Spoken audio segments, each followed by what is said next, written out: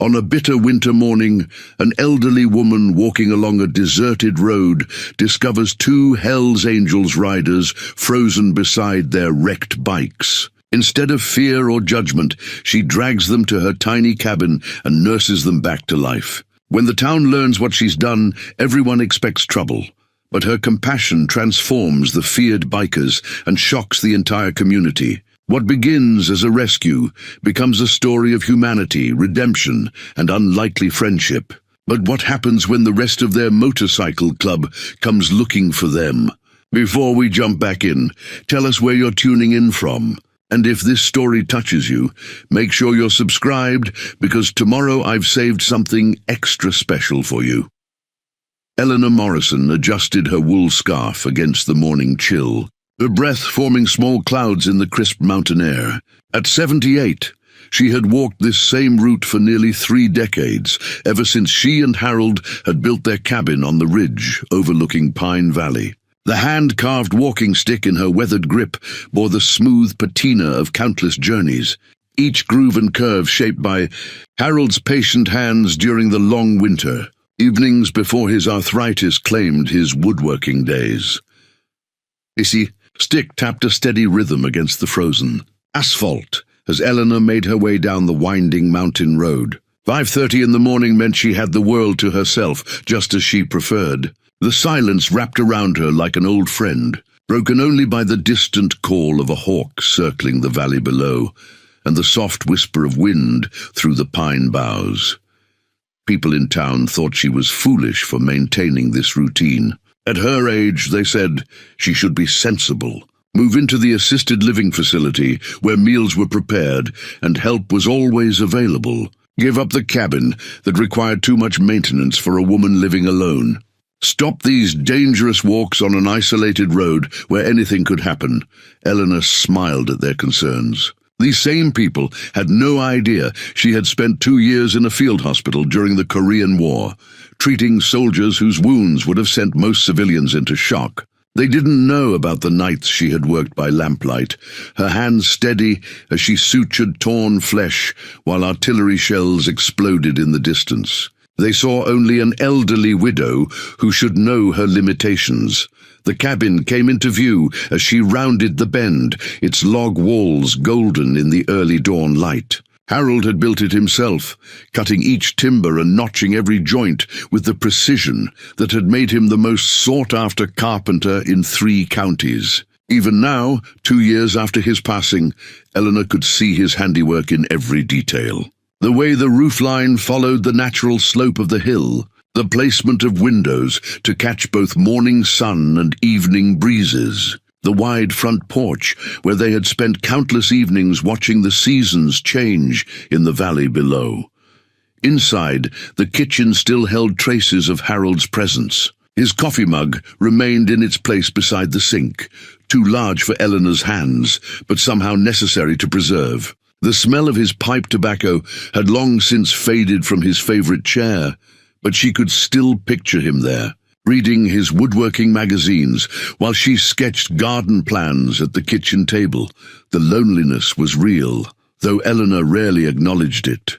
52 years of marriage had created rhythms and patterns that one person could not maintain alone. She found herself saving interesting news to share with Harold before remembering he was gone. She still cooked portions sized for 2, eating half and putting the rest away for later meals that stretched the conversation a little longer. But the solitude also brought unexpected gifts. Without Harold's gentle presence filling the spaces, Eleanor had rediscovered parts of herself that had lain dormant during the busy years of marriage and homemaking. She read medical journals again, keeping current with advances in trauma care that she would never need to use but found intellectually satisfying. She practiced sutures on old sheets, her muscle memory returning with surprising clarity. The neighbors meant well with their suggestions about assisted living. Mary Henderson from down the mountain called twice a week, always ending the conversation with gentle hints about the nice facility in town where Eleanor could have company and activities. Sheriff Pete Hansen made regular stops, ostensibly to check on her welfare, but really to assess her continued ability to live independently.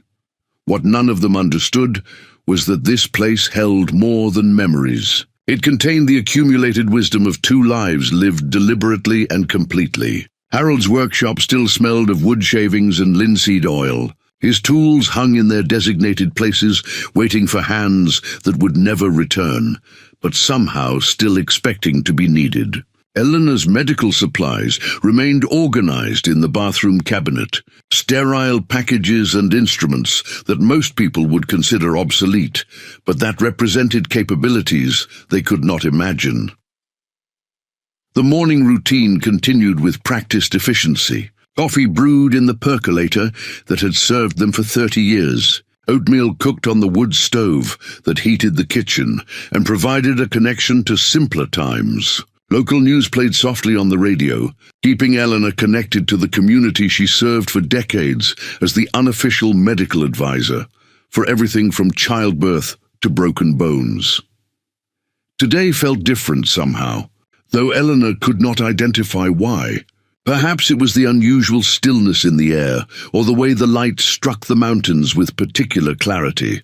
Something was coming. After 7 decades of living, she had developed an instinct for the subtle signs that preceded significant change. Harold had possessed the same sensitivity, often preparing for weather changes days before they appeared on official forecasts. As Eleanor prepared for her return walk, she took extra care with her preparations. The medical kit she always carried received a thorough check. Fresh batteries for her flashlight, extra bandages and antiseptic wipes, a thermos of hot coffee and energy bars that could sustain someone through unexpected delays. The walking stick felt solid and reassuring as she stepped back onto the road. Whatever was coming, she would meet it with the same quiet confidence that had carried her through war, marriage, motherhood, and widowhood.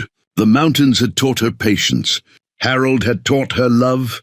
Experience had taught her that the most important moments often arrived without warning, requiring nothing more than the willingness to respond with whatever resources were at hand. The black skid marks carved across the asphalt like violent brushstrokes, leading Eleanor's eyes to the twisted metal and leather sprawled beside the guardrail. 2 motorcycles lay on their sides, chrome catching the weak morning sunlight, fuel slowly seeping into the frozen ground. The acrid smell of gasoline mixed with something else, something that made Eleanor's nurse training kick in immediately. 2 men lay motionless beside the wreckage, their bodies unnaturally still in the positions where physics had deposited them. The larger man wore a leather jacket with elaborate patches across the back. Even from 20 feet away, Eleanor could make out the distinctive skull and wings, emblem of the Hells Angels, surrounded by smaller patches that spoke of hierarchy and brotherhood. His companion, younger and leaner, was dressed similarly, his jacket bearing the same intimidating symbols. Eleanor approached carefully, her walking stick providing balance on the icy pavement. Fear should have been her first response. These were not the kind of men that elderly women encountered safely. Their reputation preceded them through every small town in the region.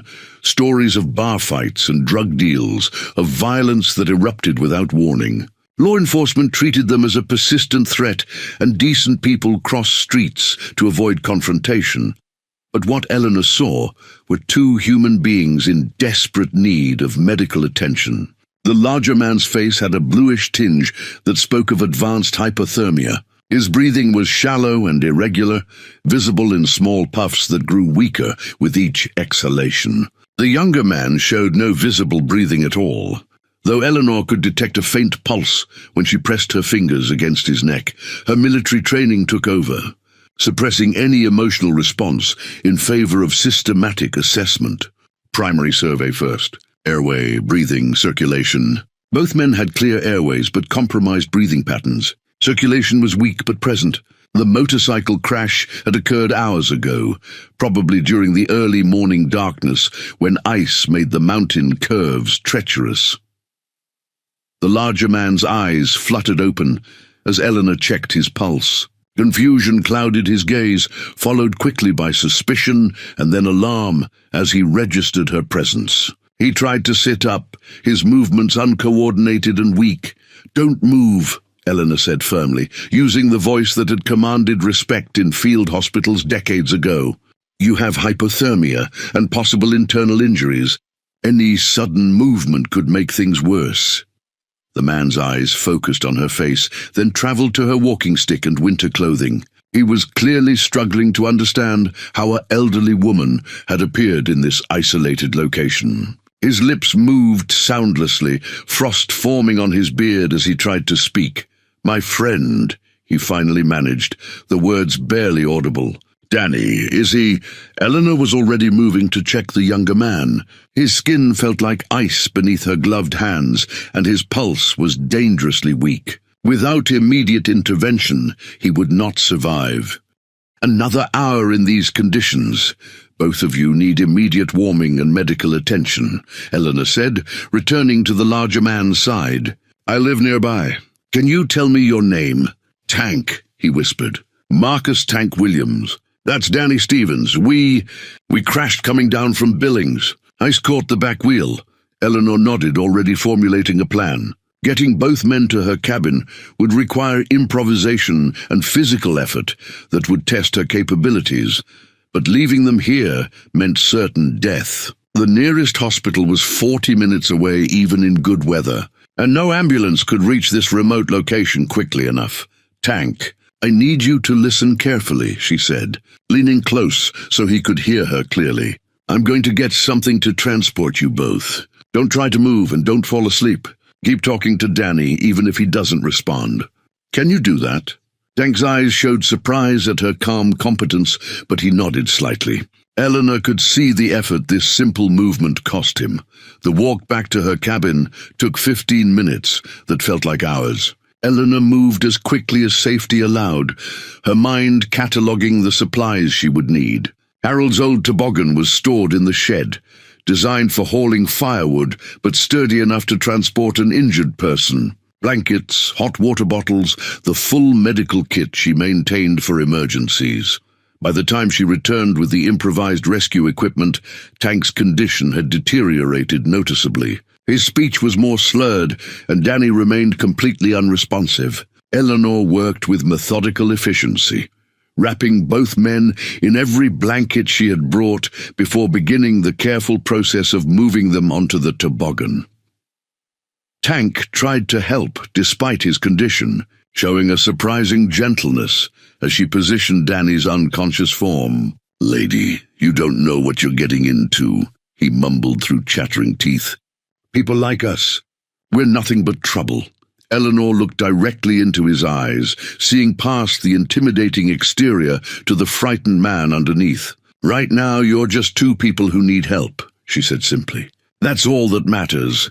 The journey to Eleanor's cabin became a testament to determination over circumstance. Harold's toboggan, built for hauling split oak and maple, now carried two unconscious bikers wrapped in every blanket Eleanor owned. The military medical kit bounced against her hip with each step, its worn canvas exterior hiding supplies that most people would consider antiquated but that Eleanor knew could mean the difference between life and death. Tank drifted in and out of consciousness during the slow procession up the mountain road. When aware, he mumbled apologies and protests about the trouble he was causing. When unconscious, his breathing became so shallow that Eleanor stopped repeatedly to check his pulse and adjust his position on the makeshift stretcher.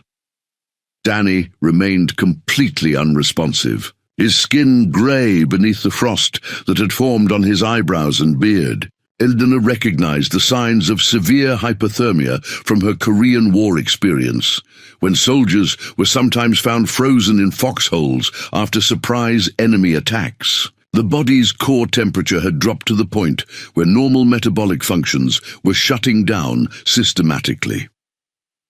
Inside the cabin, Eleanor transformed her living room into a field hospital with practiced efficiency. The wood stove was stoked to maximum heat, filling the small space with radiating warmth. Blankets were heated in the oven and rotated frequently to maintain constant temperature around both patients. Eleanor filled multiple hot water bottles from the kettle that seemed to whistle constantly as she maintained a steady supply of heated water.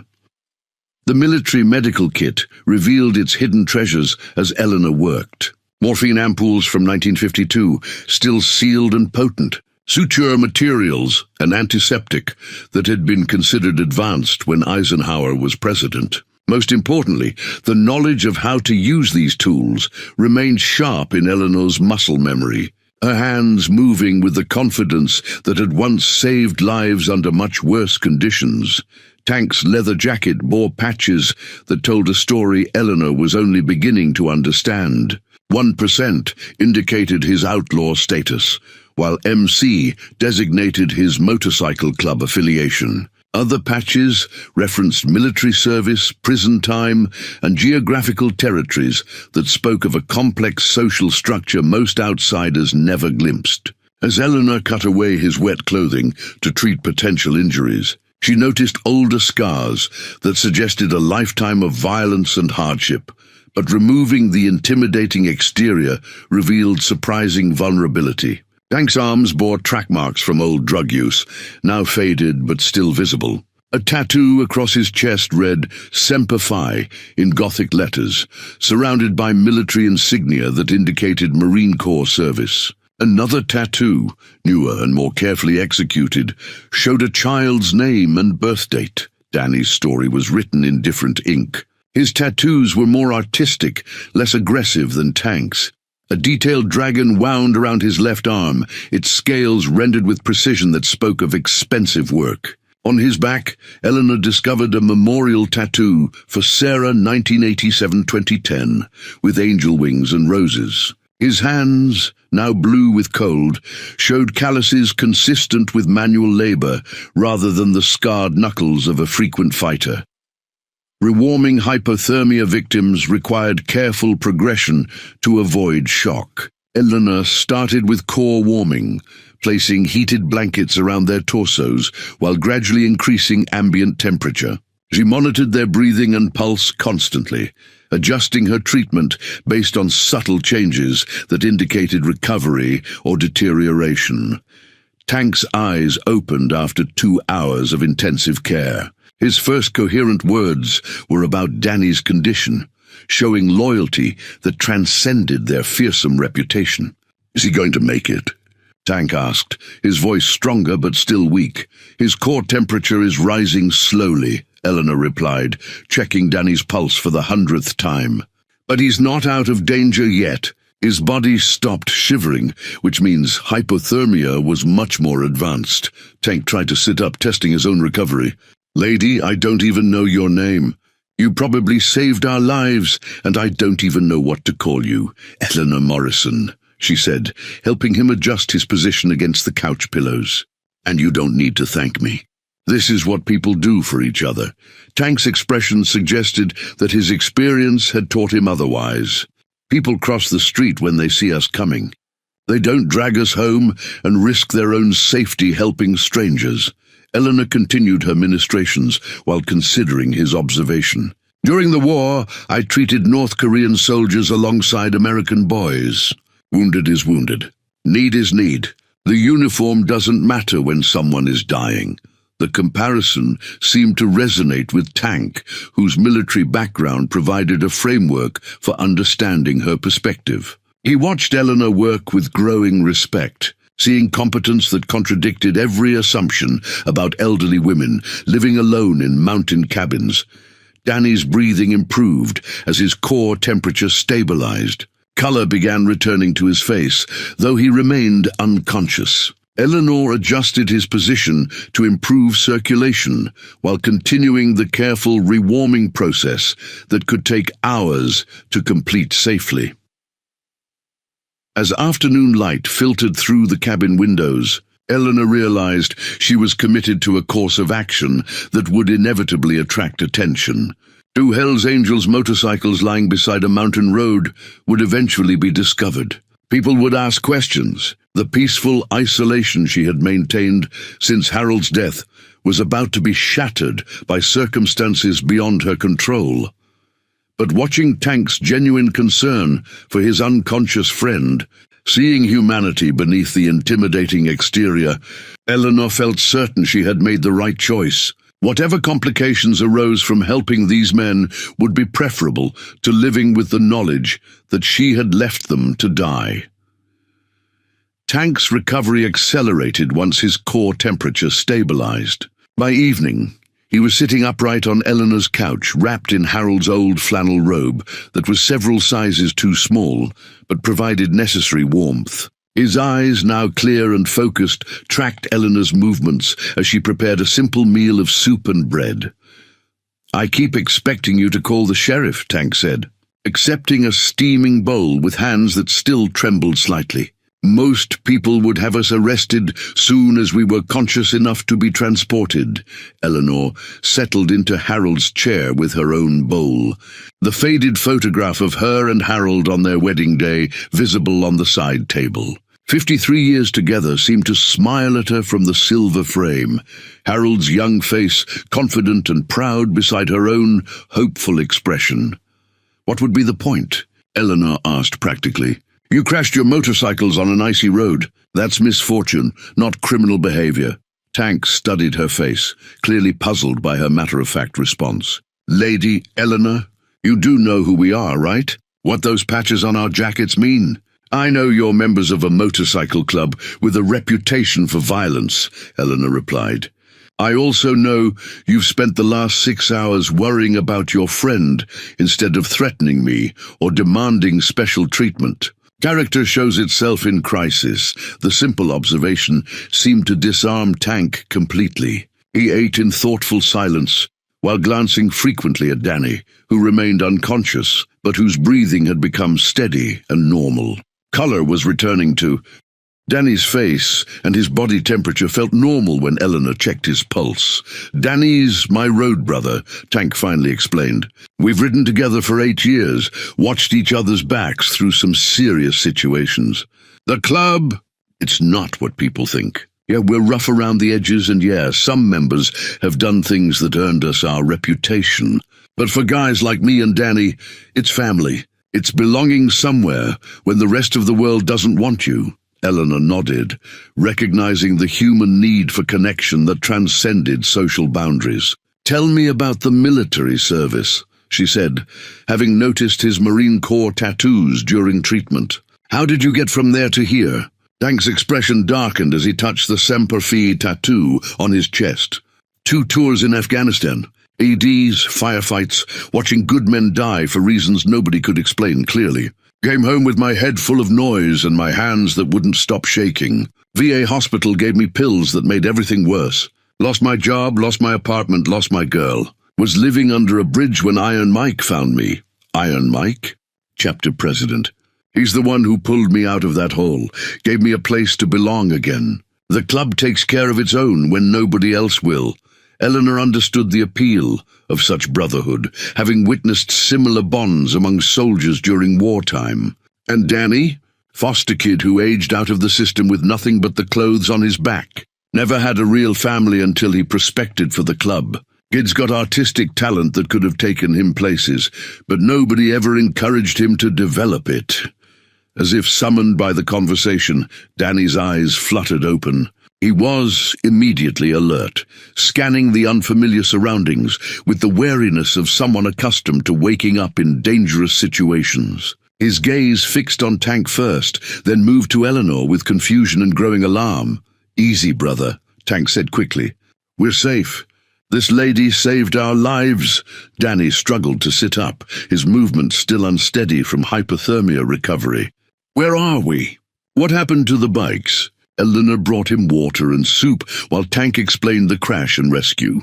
Danny listened with growing amazement, his eyes never leaving Eleanor's face as he tried to reconcile her grandmotherly appearance with the competent medical care he had obviously received. "You dragged us both up here by yourself?" Danny asked, his voice hoarse but gaining strength. Lady, I weigh 160 and Tank's pushing 250. That's 400 pounds of dead weight. Harold's toboggan is very well constructed, Eleanor replied matter-of-factly. And necessity provides its own strength. Danny shook his head in disbelief. Nobody does stuff like this. Nobody helps people like us without wanting something in return. What could I possibly want from you? Eleanor asked. I'm a 78-year-old widow living alone on a mountain. You're young men with your whole lives ahead of you. Helping you costs me nothing, but gives you everything. The conversation was interrupted by the sound of vehicles approaching on the mountain road. Tank and Danny tensed immediately, their expressions shifting from gratitude to alertness. Through the window, Eleanor could see headlights winding up the mountain, still distant but definitely heading toward her cabin. That's either the sheriff or the club, Tank said grimly. Either way, things are about to get complicated. Eleanor looked at both men, seeing fear in their eyes despite their tough exteriors. Are you in danger from either group? The sheriff will arrest us on general principles, Danny said. And if the club thinks we've gone soft or betrayed some code by accepting help from an outsider, then we'll deal with whatever comes, Eleanor said firmly. You're under my roof, which makes you my responsibility. I didn't spend all day nursing you back to health just to hand you over to people who might harm you. Tank and Danny exchanged glances that spoke of shared amazement. In their world, such unconditional protection was unprecedented. Eleanor Morrison was rewriting the rules of engagement between their two very different worlds. The headlights belonged to Sheriff Pete Hanson's patrol car, followed closely by Mary Henderson's pickup truck. Eleanor watched through her window as both vehicles parked behind the abandoned motorcycles, their occupants moving with the cautious urgency of people expecting trouble. Pete's hand rested on his service weapon, while Mary held her cell phone like a lifeline. Eleanor stepped onto her front porch, her walking stick tapping against the wooden planks. Good evening, Pete, Mary. You're both out late for a social call. Sheriff Hanson approached slowly, his eyes scanning the cabin for signs of disturbance. At 55, Pete had served Pine Valley for 20 years without encountering anything more dangerous than drunk drivers and domestic disputes. The presence of Hell's Angels motorcycles on his quiet mountain road represented unknown territory. Eleanor, we found 2 motorcycles crashed down the road, Pete said carefully. Belongs to some bikers from the Billings chapter. You seen anything unusual today? I found 2 injured men this morning and brought them home for medical treatment, Eleanor replied matter-of-factly. They were suffering from severe hypothermia and needed immediate care. Mary Henderson gasped audibly, her hand flying to her mouth. Eleanor, please tell me, you didn't bring Hell's Angels into your house. Do you have any idea how dangerous these people are? They were unconscious and dying, Eleanor said firmly. I treated them the same way I would treat anyone in medical distress. Pete's expression grew stern. Eleanor, I need to see these men immediately. There's been a string of robberies across 3 counties, and Hell's Angels have been linked to several incidents. These particular individuals may be wanted for questioning. They've been unconscious most of the day from hypothermia, Eleanor explained. They're certainly not in condition to rob anyone. The conversation was interrupted by the arrival of additional vehicles. Word had spread through Pine Valley's informal communication networks, and concerned neighbors began gathering at the crash site.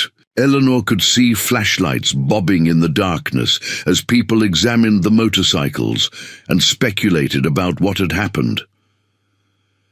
Within an hour, the peaceful mountain road resembled a crime scene.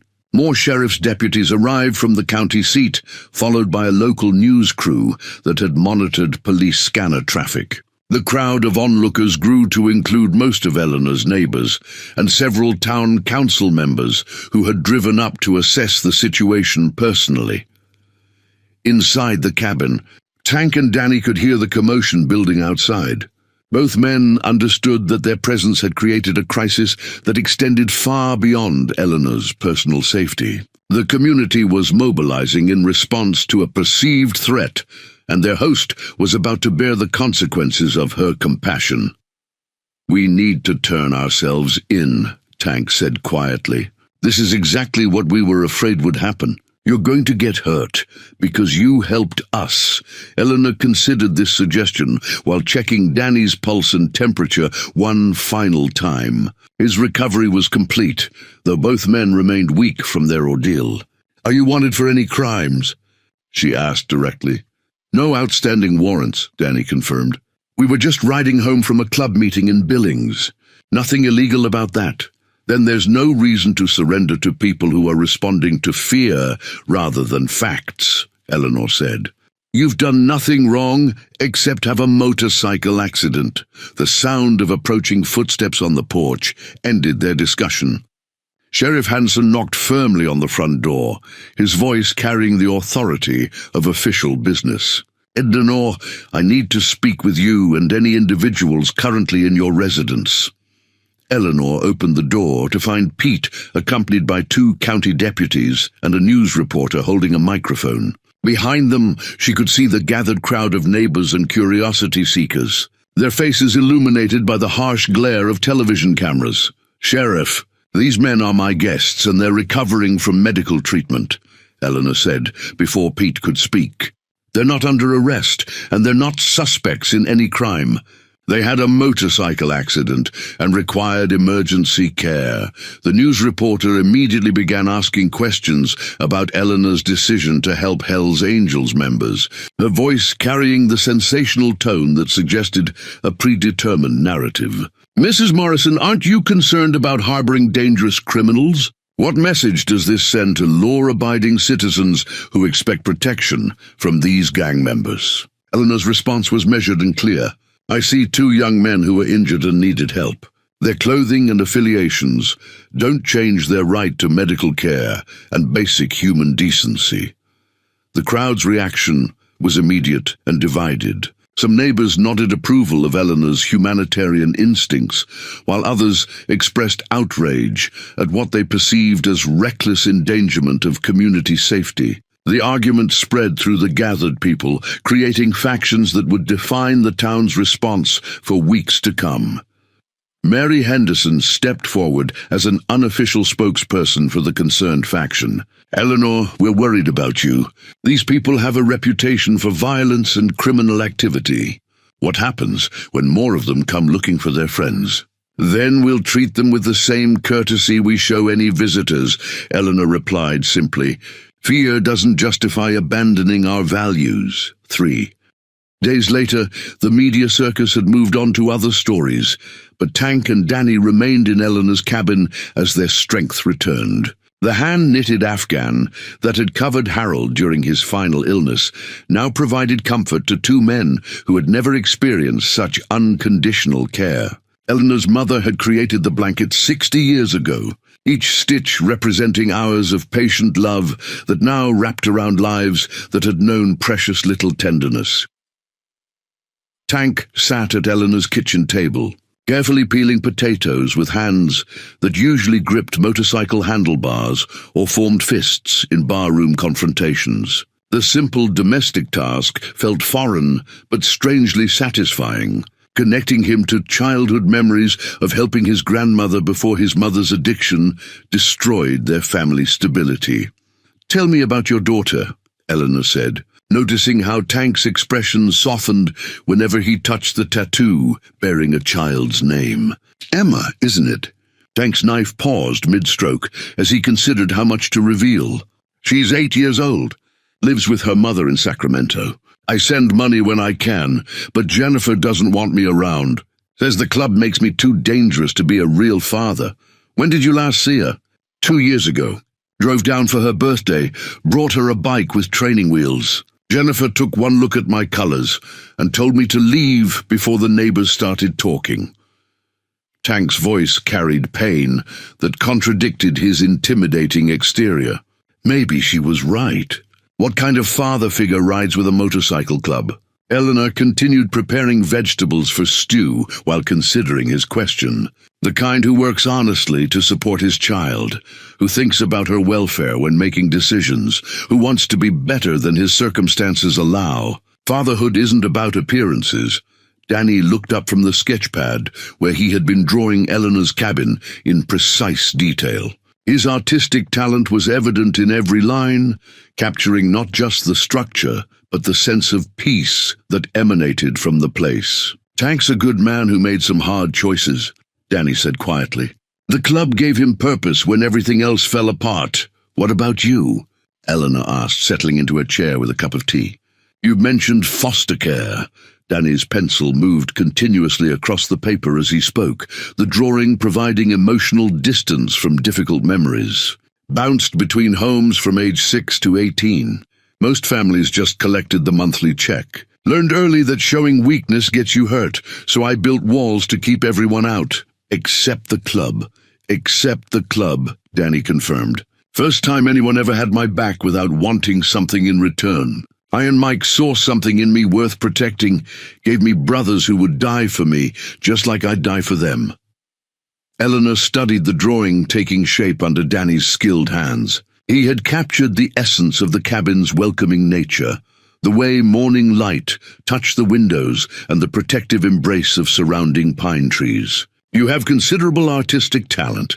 Have you considered formal training?" Danny's laugh carried bitter undertones. "Foster kids don't get art school, Eleanor. We get survival skills and early independence. I'm lucky the club values my mechanical abilities enough to keep me fed and housed."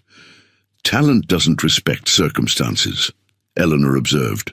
"Harold would have appreciated your eye for detail and proportion." Tank had finished with the potatoes and was now studying the photographs covering Eleanor's refrigerator.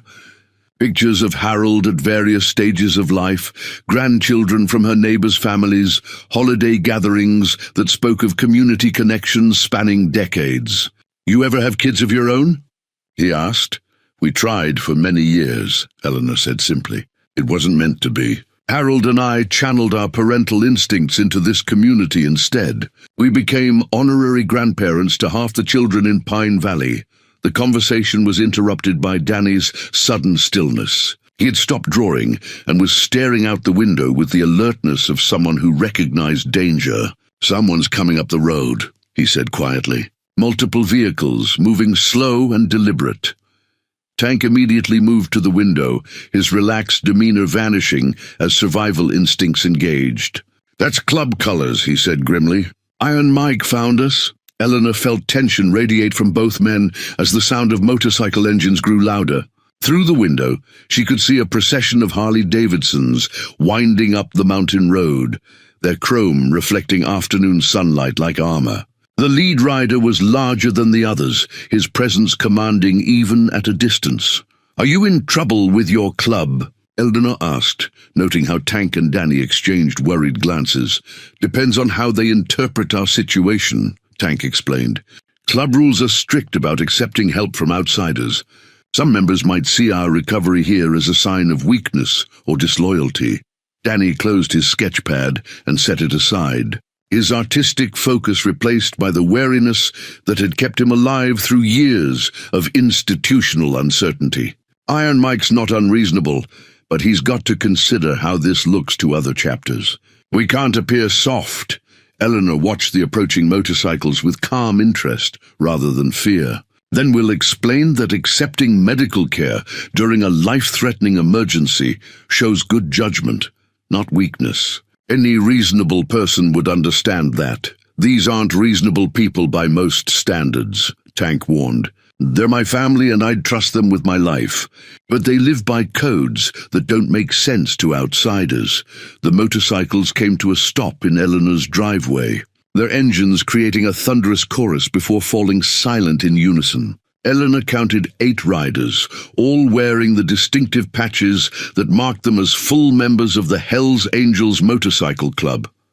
The man in the lead was indeed imposing, his grey beard and weathered face speaking of decades spent living outside conventional society's boundaries. Iron Mike Kowalski dismounted his motorcycle with the deliberate movements of a man accustomed to being watched and measured. At 62, he carried the scars of 3 decades leading the Pine Ridge chapter, his chrome-plated chain wallet catching sunlight as he surveyed Eleanor's cabin with tactical awareness. The wallet bore engravings from fallen brothers, and represented the weight of responsibility for men who had nowhere else to belong.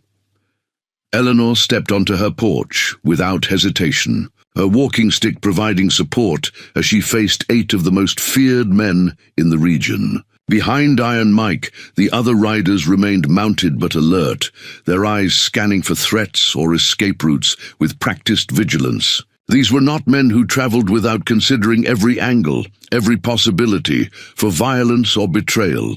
"You the lady who's been taking care of my boys?" Iron Mike asked, his voice carrying the gravelly authority of countless confrontations and negotiations. Despite his intimidating presence, Eleanor detected genuine concern beneath the aggressive posture. "I'm Eleanor Morrison, and yes, I've been providing medical care for Tank and Danny," she replied firmly. "They were suffering from severe hypothermia when I found them." Iron Mike's eyes narrowed as he processed this information, weighing it against whatever intelligence he had gathered during his search. "Medical care. That what we're calling it?" His tone suggested skepticism about Eleanor's motives, as if kindness itself was suspect. Tank appeared in the doorway behind Eleanor, still wearing Harold's oversized flannel robe, but moving with renewed strength. The sight of his club president brought visible tension to his shoulders, though he met Iron Mike's gaze directly. "Mike, she saved our lives. Danny and me would have died out there if she hadn't found us. That what happened, Tank?" Iron Mike's question carried layers of meaning that Eleanor didn't fully understand, but recognized as significant. "You and Danny couldn't handle a little road ice." Danny joined them on the porch, his artistic sensitivity making him acutely aware of the emotional undercurrents flowing between club members. "Weather turned bad fast, Mike.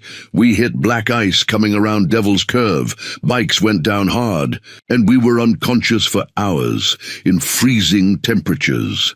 Iron Mike studied both men with the calculating assessment of a leader responsible for volatile personalities and dangerous situations. Eleanor could see him evaluating their condition, their demeanor, their loyalty to club protocols that governed every aspect of their lives. "So, you're telling me an old lady dragged 2 full-grown bikers up a mountain and nursed them back to health out of the goodness of her heart?" Iron Mike's tone suggested he found this explanation inadequate. "No demands for payment? No requests for favors? No contact with law enforcement?" "Sheriff came by when the bikes were discovered," Tank admitted.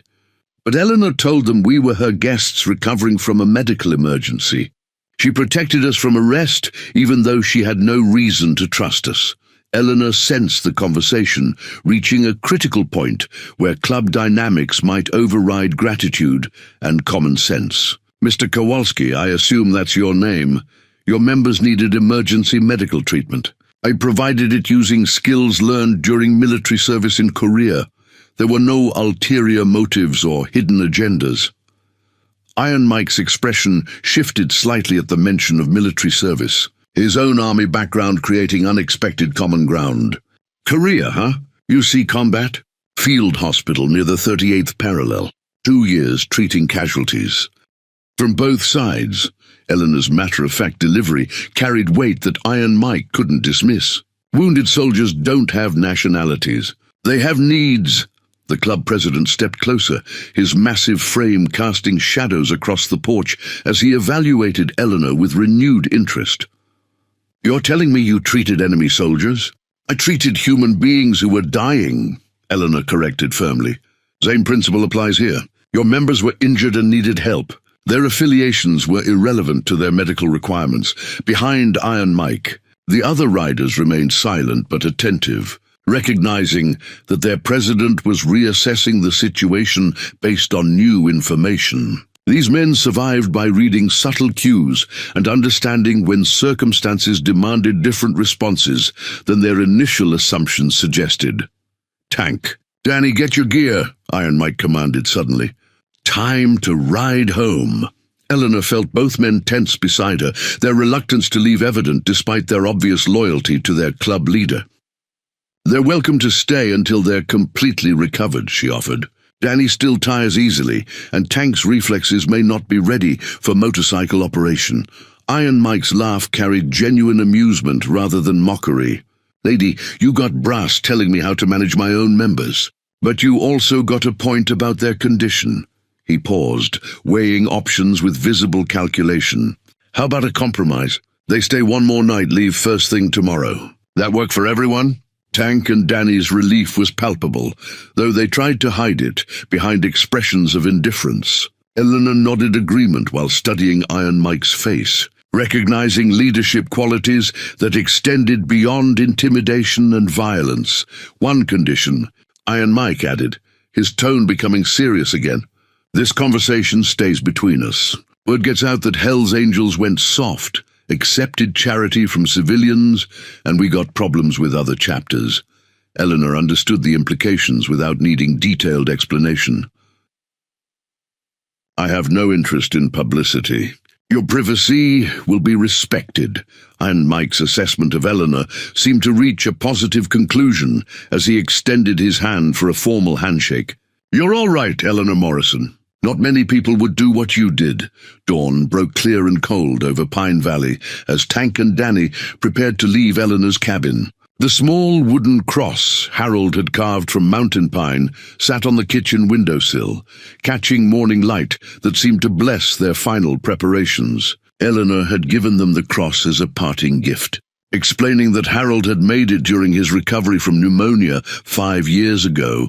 When whittling helped occupy his hands during long days of enforced rest, Tank held the cross carefully, turning it over to examine Harold's precise craftsmanship.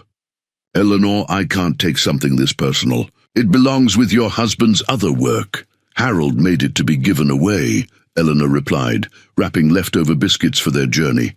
He believed that faith meant nothing if it couldn't be shared. Besides, you both need something to remind you that kindness exists in the world. Danny had completed one final sketch during the night, capturing Eleanor's face in profile as she tended the wood stove. The drawing revealed not just her physical features, but the serenity that came from a life lived according to clear principles. He tore the page from his sketch pad and handed it to Eleanor with awkward ceremony. Nobody ever took care of me like you did, Danny said quietly. I wanted you to have something to remember us by. Eleanor studied the drawing with genuine appreciation, seeing herself through Danny's artistic perception. This is beautiful work. You've captured something I didn't know was visible. The sound of motorcycle engines announced Iron Mike's return with the rest of the chapter. 8 Harleys arranged themselves in Eleanor's driveway like mechanical cavalry, their chrome gleaming in the morning sun. But the atmosphere had changed overnight. The previous day's tension replaced by something approaching respect. Tank and Danny gathered their belongings, moving with reluctance that spoke of genuine affection for their unlikely sanctuary. Both men had experienced transformation during their recovery, rediscovering aspects of themselves that had been buried beneath years of defensive hardness. Eleanor, if you ever need anything at all, you call us, Tank said, embracing her with surprising gentleness. The club takes care of its friends, and your family now, whether you like it or not. Iron Mike approached as the farewells concluded, his expression thoughtful rather than impatient.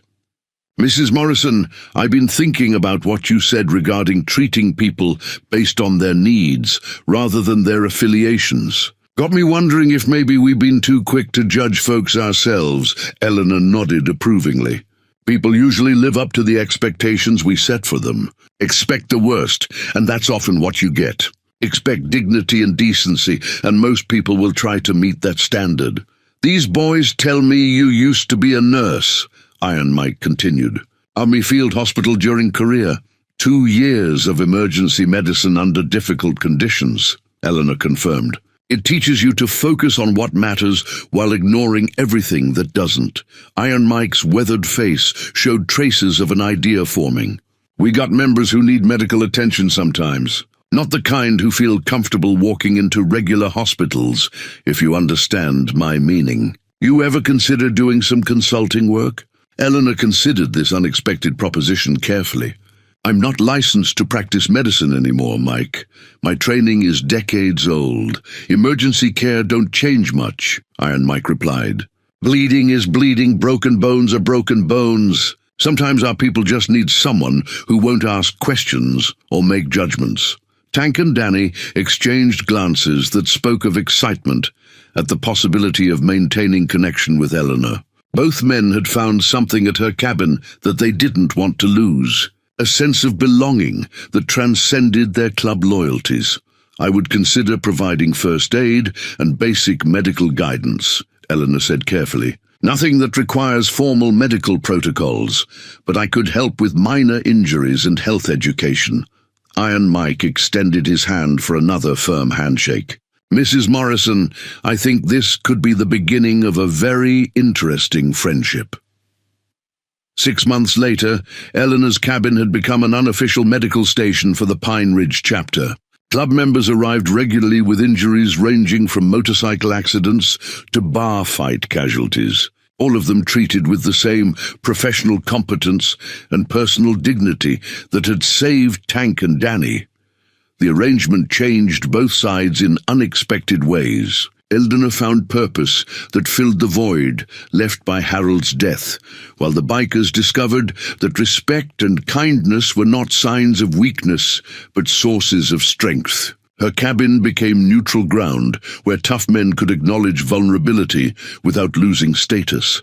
Tank had reconnected with his daughter Emma, bringing her to visit Eleanor during summer vacation. The child delighted in Eleanor's stories and adopted her as an honorary grandmother. Danny's artwork evolved beyond mechanical sketches to include portraits and landscapes that reflected his growing appreciation for beauty in everyday life. The town of Pine Valley gradually accepted the unusual alliance, recognizing that Eleanor's influence had transformed some of the region's most feared men into unlikely community protectors. When Mrs. Patterson's house was burglarized, Tank and Danny spent their own money replacing her stolen items. When the Henderson farm needed emergency repairs after storm damage, 4 club members arrived with tools and expertise. Eleanor still took her morning walks along the mountain road, though now she was often accompanied by visitors who had discovered that wisdom could come from unexpected sources. The wooden cross sat prominently on her kitchen table, a reminder that faith, hope, and love could bridge any divide when offered without conditions or expectations. Winter settled over Pine Valley with unusual ferocity, bringing temperatures that tested even the hardiest mountain dwellers. Eleanor's cabin became a beacon of warmth in the harsh landscape, smoke rising steadily from her chimney as she maintained the wood stove that had heated the place for 30 years. The antique brass compass that Harold had mounted above the mantelpiece pointed steadily north, but its true value lay in representing the unwavering moral direction that guided Eleanor's choices. Tank arrived on a Tuesday morning when the snow was falling so heavily that visibility dropped to mere yards. His motorcycle struggled up the mountain road, chains wrapped around the rear tire, providing just enough traction to reach Eleanor's driveway. Beneath his heavy leather jacket and winter gear, Eleanor could see the careful way he moved, favoring his left side in a manner that spoke of recent injury. "Didn't expect to see you in weather like this," Eleanor said, welcoming him into the warmth of her kitchen. "That road must have been treacherous." Tank shrugged off his snow-covered jacket, revealing a makeshift bandage wrapped around his ribs. "Had some trouble at a roadhouse outside Billings? Nothing I couldn't handle. But I figured you might want to take a look at the damage." Eleanor guided him to a chair and began her examination with the same professional competence she had shown during their first encounter. The injury was consistent with blunt force trauma, probably from a fist or bottle, but the ribs appeared intact despite significant bruising. "Bar fight?" she asked while cleaning the wound with antiseptic. "3 guys thought they could teach a biker some manners," Tank replied with a wry smile. "They learned otherwise, but not before one of them got lucky with a beer bottle." Eleanor worked silently for several minutes, applying fresh bandages with practiced efficiency. During the months since their first meeting, she had treated dozens of similar injuries among the Hells Angels members. Each case taught her more about their world, the casual violence that punctuated their lives like weather patterns that could be predicted but not avoided. "Emma's coming for Christmas," Tank said suddenly, his voice carrying a mixture of excitement and anxiety. Jennifer finally agreed to let her spend a week with me. First time in 3 years. Eleanor looked up from her work, recognizing the significance of this development. That's wonderful news. How are you preparing for the visit? That's the problem. I don't know how to be a father to an 8-year-old girl. The clubhouse isn't exactly child-friendly, and my apartment above the garage has all the charm of a prison cell. Eleanor considered this challenge while finishing the bandage work. Children need consistency, attention, and the sense that they're valued. The setting matters less than the relationship you build with her. Easy for you to say. You and Harold would have made great parents. Me? I'm a 45-year-old biker with a criminal record and anger management issues. You're also a man who sends money every month to support his daughter, who thinks about her welfare when making decisions, and who's been sober for 2 years because you want to be a better father, Eleanor pointed out. Those qualities matter more than your living situation. Tank absorbed her words while studying the compass above the mantelpiece. Harold make that? No, it belonged to his father, who was a surveyor. Harold always said it reminded him to stay oriented, no matter how confusing the terrain became. The conversation was interrupted by the sound of another motorcycle approaching through the storm. Danny's bike appeared through the swirling snow, followed closely by 2 other club members whom Eleanor recognized as regular patients. All 3 men were heavily bundled against the cold, their motorcycles struggling against winter conditions that would have kept sensible people indoors. Looks like you're about to have a full house, Tank observed as the riders parked their bikes and began trudging toward the cabin. Eleanor moved to prepare additional coffee and gather medical supplies. Over the months, her cabin had evolved into an unofficial clubhouse where Hell's Angels members felt safe enough to show vulnerability. They came for medical treatment, but they stayed for something harder to quantify, the acceptance and dignity that Eleanor offered without conditions. Danny was the first through the door, stamping snow from his boots while pulling off his helmet. Eleanor, we got a problem. Razor took a spill on the ice about 5 miles down the mountain. He's conscious but hurting bad, and we can't get him back on his bike. Eleanor was already reaching for her heavy coat and medical bag. How bad are his injuries? Possible broken arm, definitely road rash, maybe a concussion. The third rider, known as Wheels, reported. He's tough, but he needs real medical attention. Eleanor checked her supplies methodically. Tank, can you handle the wood stove while I'm gone? Danny, get some blankets from the bedroom closet. We'll need to keep him warm during transport. The rescue operation took 2 hours in blinding snow, with Eleanor riding behind Danny on his motorcycle while Tank and Wheels brought the truck from town. They found Razor conscious but shaken, his left arm bent at an unnatural angle and his face scraped raw from sliding across frozen asphalt.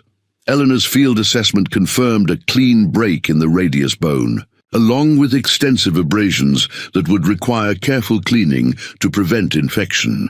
Working in the back of the truck with improvised lighting, she stabilized the fracture and dressed the wounds with the same calm efficiency she had brought to much worse injuries decades ago.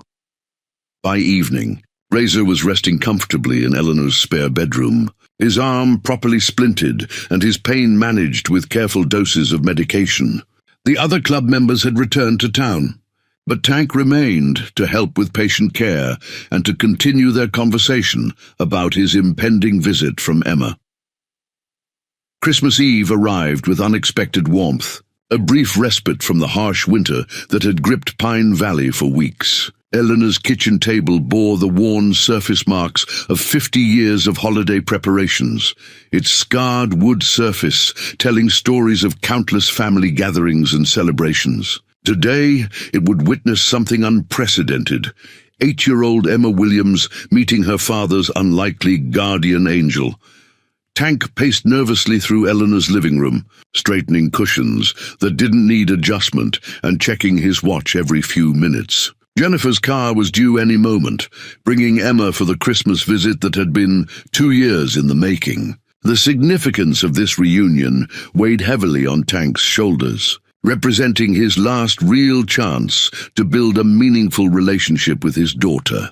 "She might not remember much about me," Tank confided to Eleanor as she arranged fresh flowers in Harold's old mason jar. 3 years is a long time in a kid's life. I was basically a stranger who showed up occasionally with presents and awkward conversation."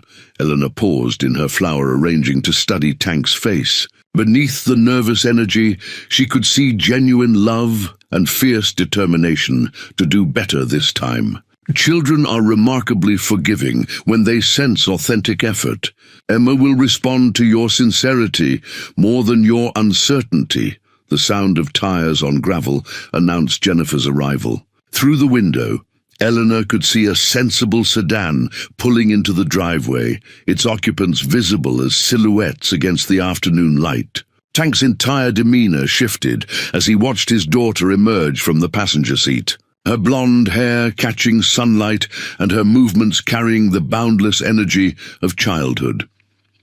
Emma had grown significantly since Tank last saw her, her 8-year-old frame showing hints of the woman she would become. She wore a bright red winter coat and carried a small backpack decorated with cartoon characters, her face bright with curiosity as she examined Eleanor's cabin and the surrounding mountain landscape. Jennifer approached the front door with visible reluctance, her expression mixing concern with resigned acceptance. At 38, she carried herself with the cautious dignity of a single mother who had learned to be suspicious of promises and generous gestures. Her relationship with Tank had ended badly, and allowing this visit required considerable faith in his capacity for change. "Mrs. Morrison, I'm Jennifer Williams," she said, as Eleanor opened the door. "Thank you for allowing Emma to stay here. Tank speaks very highly of your influence on him." Eleanor welcomed both visitors warmly, sensing the complex emotions that surrounded this reunion. "Please call me Eleanor. Emma, your father has been looking forward to this visit for months." Tank knelt to Emma's eye level, his massive frame making him appear even more gentle as he spoke to his daughter. "Hey, sweetheart, you remember your old dad?" Emma studied his face with the serious consideration that children bring to important decisions. "You're bigger than I remembered," she said finally. "And you have more grey in your beard."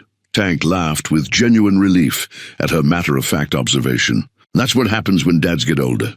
But I still remember your favorite bedtime story about the princess and the dragon." "You do?" Emma's eyes brightened with interest.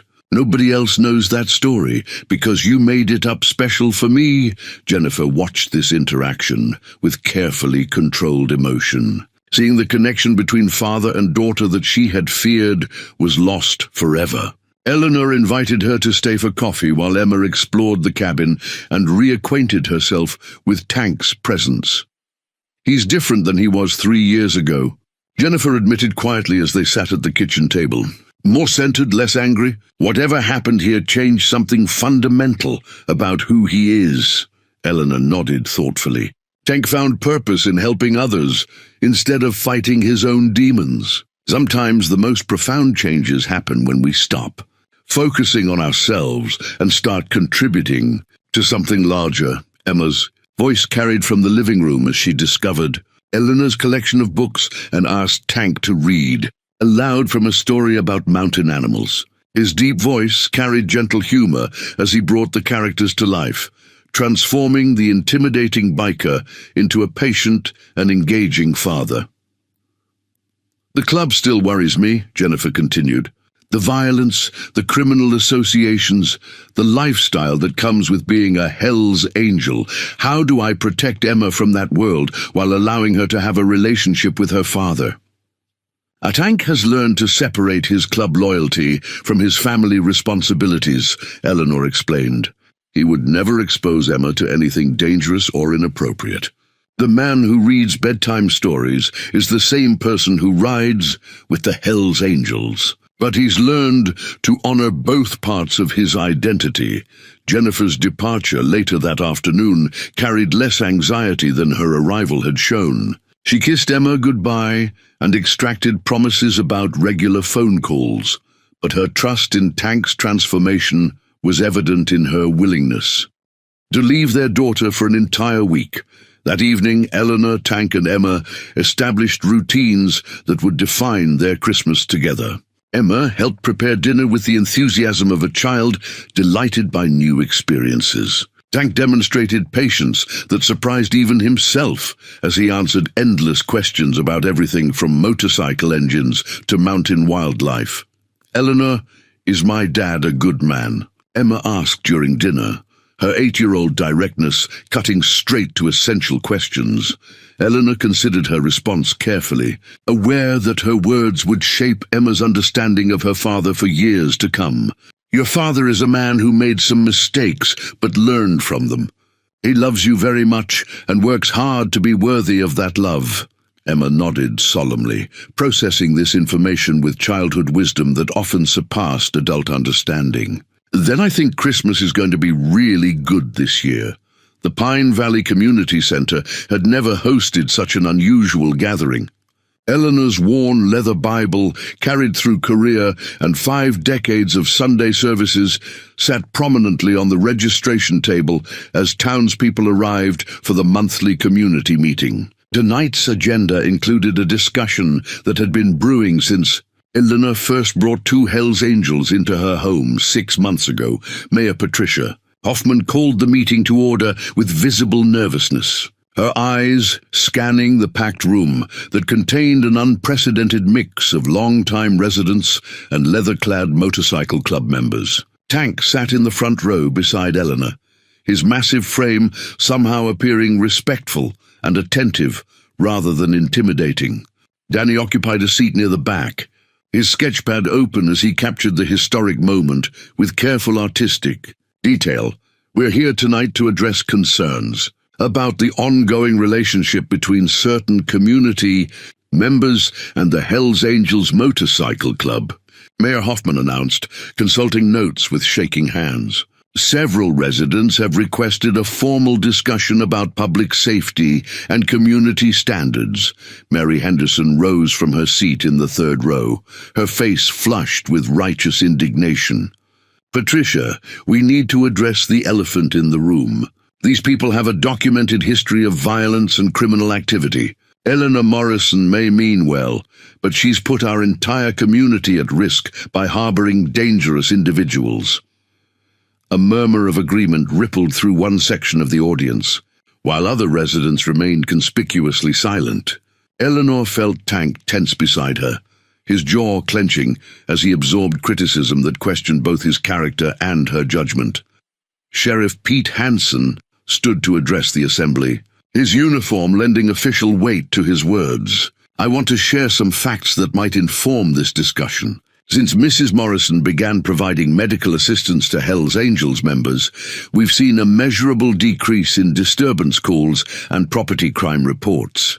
These gentlemen have actually become an unofficial neighborhood watch for the mountain area. This unexpected testimony created visible surprise among residents who had assumed law enforcement would oppose Eleanor's activities. Pete continued with growing confidence, citing specific incidents where club members had assisted with emergency situations and crime prevention. 2 weeks ago, Tank Williams and Danny Stevens discovered a break-in at the Henderson property while riding past on routine patrol. They detained the suspects until I could arrive, preventing significant theft and property damage. The perpetrators were part of a crime ring that had been targeting rural homes for months. Mary Henderson's expression shifted from indignation to confusion as she processed this information about her own property. She had never been informed that Hells Angels members were responsible for preventing her victimization. Danny stood quietly in the back of the room, his artistic sensitivity making him acutely aware of the emotional currents flowing through the assembly. May I say something? He asked, his voice carrying clearly despite his nervous demeanor. Mayor Hoffman nodded permission, though her expression suggested uncertainty about allowing a Hells Angels member to address the town meeting. 6 months ago, I was dying in a snowbank beside a wrecked motorcycle, Danny began, his words measured and sincere. Eleanor Morrison saved my life without knowing anything about me except that I needed help. Since then, she's treated dozens of club members with the same compassion and professionalism, never asking for payment or recognition." He paused, gathering courage to continue with more personal revelations. "I grew up in foster care, bouncing between homes where nobody cared about my welfare or potential. Eleanor is the first person who ever encouraged my artistic abilities or suggested I could be more than my circumstances. She changed my life not through preaching or judgment, but through consistent kindness." The room had grown completely silent as Danny spoke, his vulnerability creating an unexpected connection with people who had previously seen only his threatening exterior. Eleanor rose from her seat, feeling compelled to address misconceptions that were dividing her community. "I've lived in Pine Valley for 30 years, she said, her voice carrying the authority of someone who had earned respect through service. "During that time, I provided medical care to anyone who needed it, regardless of their background or circumstances. The Hells Angels members are no different from any other patients except in their gratitude and loyalty." She gestured toward Tank, who sat uncomfortably but proudly beside her. "Tank has become like a son to me. He helps with household maintenance, brings his daughter to visit, and provides security that allows me to live independently on the mountain. Danny has created beautiful artwork that captures the essence of our community better than any professional photographer." Dr. Sarah Chen, the town's only physician, stood to support Eleanor's position.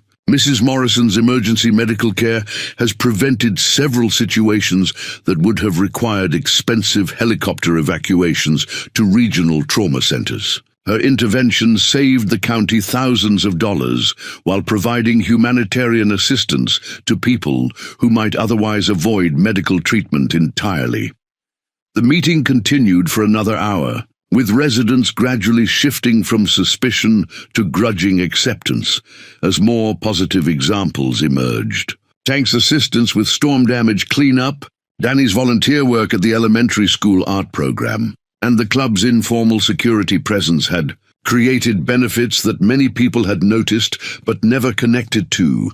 Eleanor's compassionate intervention, Mayor Hoffman called for a formal resolution recognizing Eleanor's community service and establishing guidelines for continued cooperation between law enforcement and the Hells Angels members, who had become unofficial community protectors.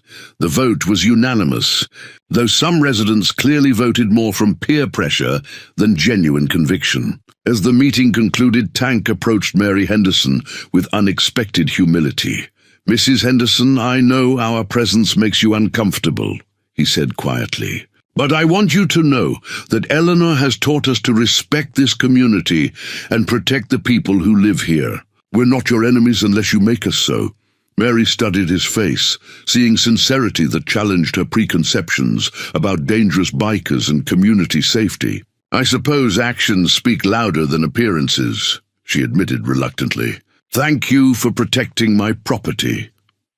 As the community center emptied, Eleanor felt a profound sense of satisfaction at the evening's outcome. Her leather Bible had witnessed the beginning of unprecedented cooperation between groups that had previously viewed each other with mutual suspicion and fear.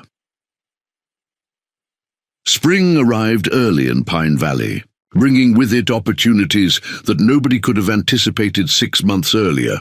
Eleanor's kitchen window framed a view of Danny Stevens teaching art to a group of elementary school children, his massive frame hunched over tiny desks as he guided small hands through basic drawing techniques. The ceramic mug he held, decorated with Emma's handprints from her Christmas visit, had become his favorite vessel for the endless cups of coffee that fueled his newfound passion for education. Principal Janet Morrison had approached Eleanor in February with an unusual request. The elementary school's art program had lost its funding, leaving 30 children without creative instruction during the crucial developmental years, when artistic expression helped build confidence and communication skills. When Eleanor mentioned Danny's artistic abilities, The principal's desperation overcame her initial reservations about inviting a Hells Angels member into her school. "He's different from what I expected," Principal Morrison confided to Eleanor as they watched Danny demonstrate shading techniques to a group of third graders. The children respond to his patience and genuine enthusiasm.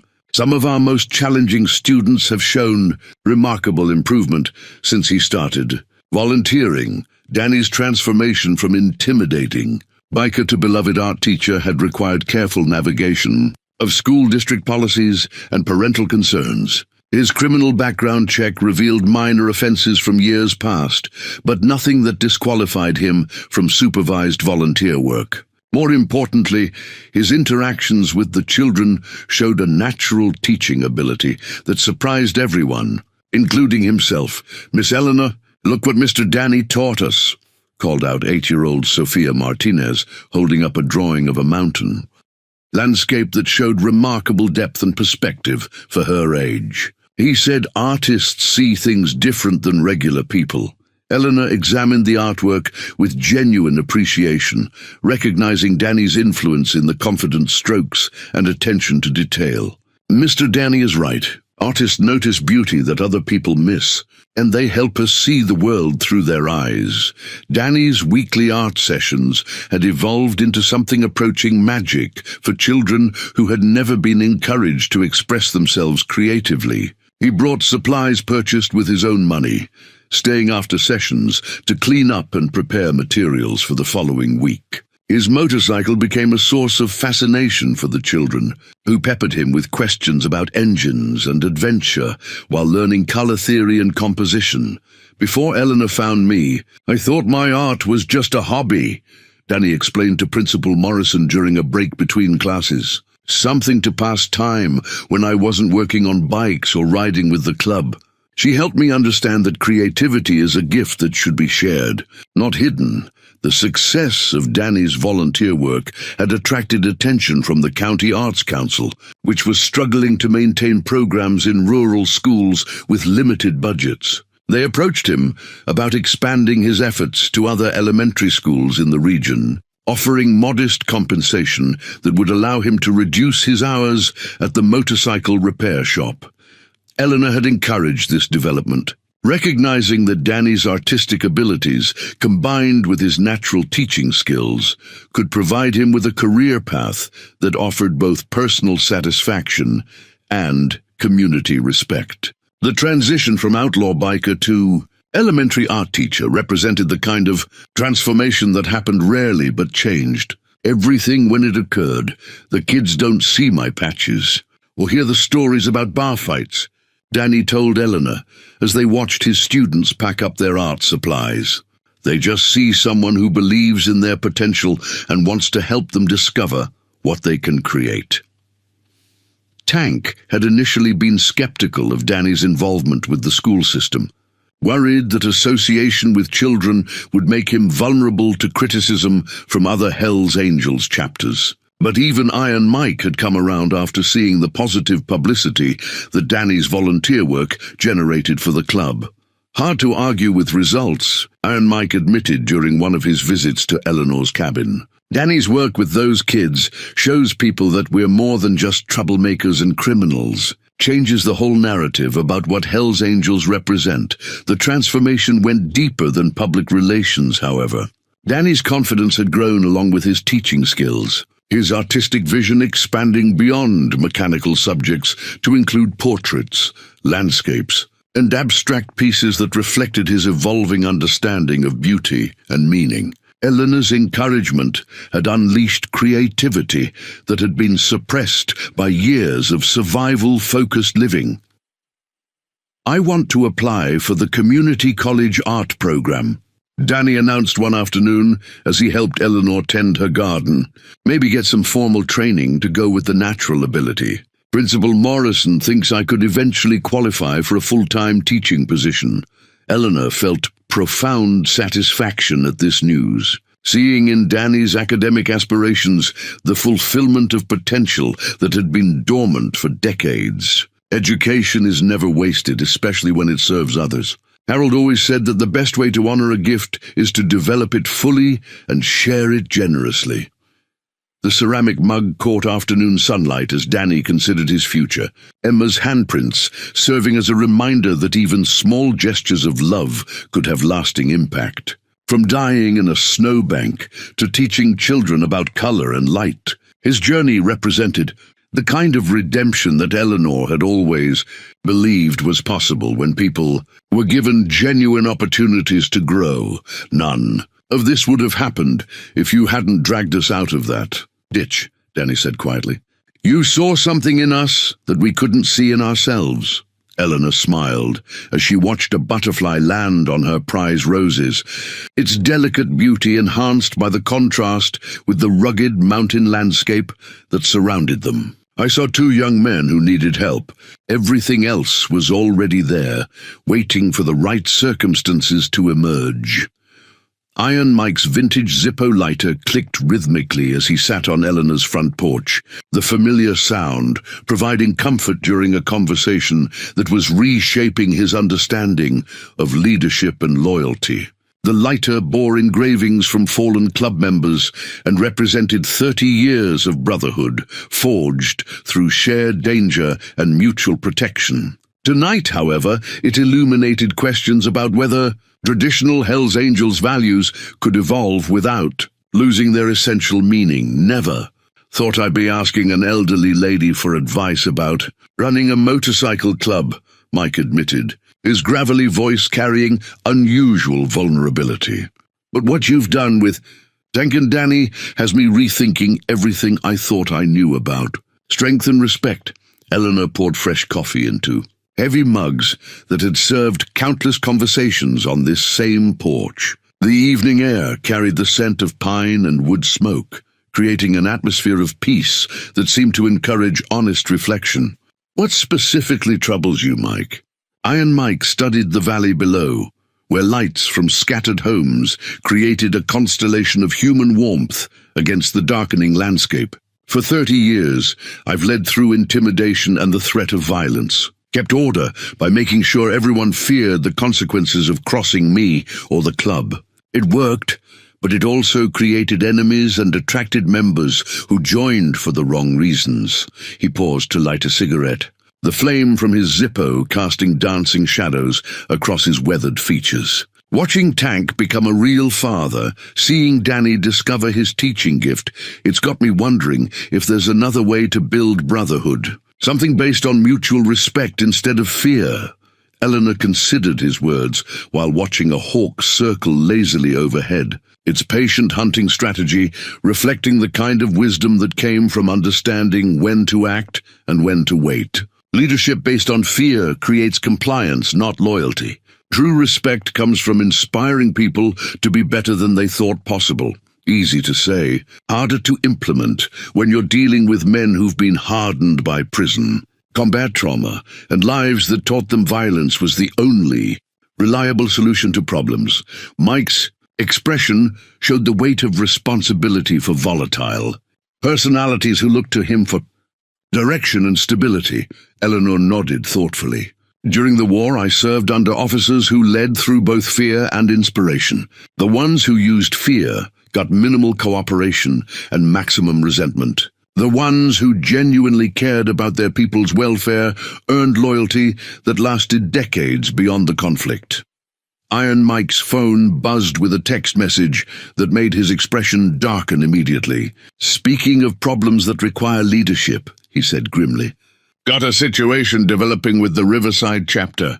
They're questioning our new community relations approach, saying we've gone soft by working with local law enforcement instead of fighting them. Eleanor recognized the significance of this challenge to Mike's authority and the fragile peace that had developed between the Hells Angels and Pine Valley residents. Inter-chapter conflicts could escalate quickly, potentially destroying months of careful relationship building. What are your options? She asked, drawing on her experience with military command structures and the delicate balance between competing loyalties.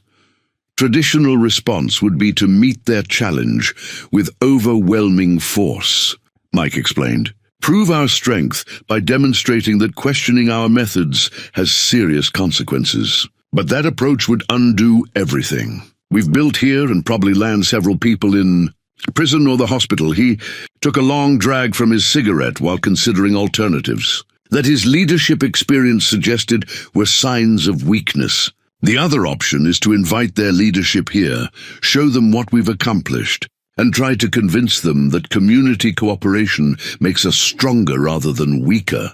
Eleanor smiled at this suggestion, recognizing the courage required to choose diplomacy over intimidation when dealing with people who respected only strength. That sounds like the approach of a leader who's confident enough in his position to risk being misunderstood. Or it sounds like the approach of an old man who's losing his edge, Mike replied with bitter humor. Either way, I'm committed to protecting what we've built here. Tank's relationship with his daughter, Danny's teaching career, the respect we've earned from local residents, all of that matters more than maintaining traditional Hells Angels image. The conversation was interrupted by the arrival of Tank and Danny, returning from Emma's evening soccer practice in town. Both men moved with easy confidence that spoke of their growing integration into community life. Their Hells Angels patches now representing service and protection rather than threat and intimidation. Evening. Mike, Tank called out as he helped Emma out of the truck. Eleanor, Emma wants to show you the picture she drew of her soccer team. Emma bounded up the porch steps with 8-year-old enthusiasm, her artwork clutched proudly in small hands. The drawing showed remarkable improvement since Danny had begun working with her during art sessions, her understanding of proportion and detail reflecting his patient instruction. This is beautiful work, Eleanor said, studying the carefully rendered figures and background details. Mr. Danny has taught you well. I and Mike watched this interaction with growing understanding of what his chapter had gained through their association with Eleanor. The sight of his road captain helping his daughter with homework while discussing community events represented a kind of stability that traditional Hells Angels lifestyle rarely provided.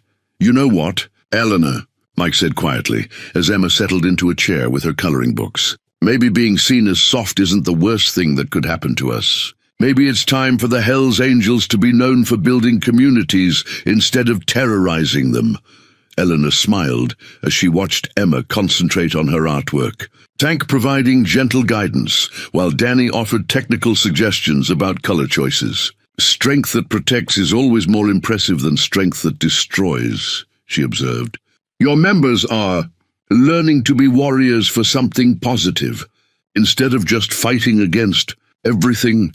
The rumble of 20 motorcycles descending Pine Valley's main street shattered the peaceful Saturday morning quiet that residents had come to associate with their transformed community. Eleanor watched from her kitchen window as the Riverside Hells Angels chapter arranged themselves in formation outside the town diner, their chrome and leather creating an intimidating display of organized power.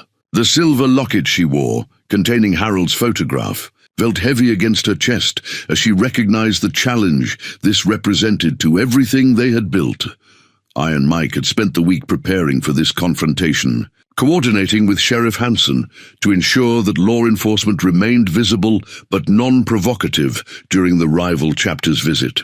The delicate balance between showing strength and avoiding violence would determine whether Pine Valley's experiment in community cooperation survived or collapsed under traditional motorcycle club politics. Tank appeared at Eleanor's.